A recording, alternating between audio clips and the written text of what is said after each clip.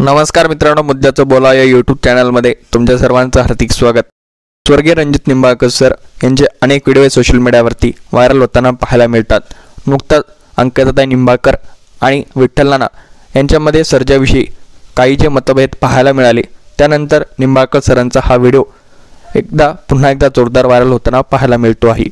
तर हा व्हिडिओ आहे जेव्हा निंबाळकर सरांनी सर्जा या बैलाची खरेदी केली आणि हा बैल त्यांनी 61 लाख रुपयांना गौतम काकडे यांच्याकडून खरेदी केला होता।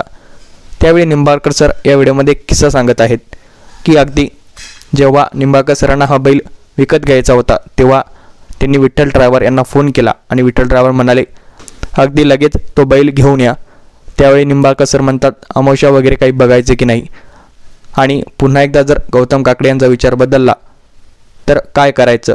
त्यामुळेच आम्ही रातोरात तो बैल घेऊन आलो आणि त्या ठिकाणीच मी फोन पेने 51,000 रुपयांचा त्यांना इशारा दिला। अशा प्रकारचा संवाद या व्हिडिओमध्ये निंबाळकर सर करताना पाहायला मिळत आहेत।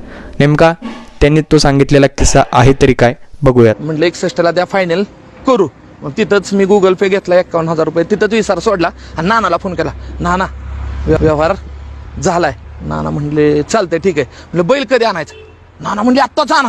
मी म्हणलं अरे अमावस्या बिमोशा आज तसलं विसलं काय नाही। म्हणले आत्ताच आणायचा बैल। म्हणलं का?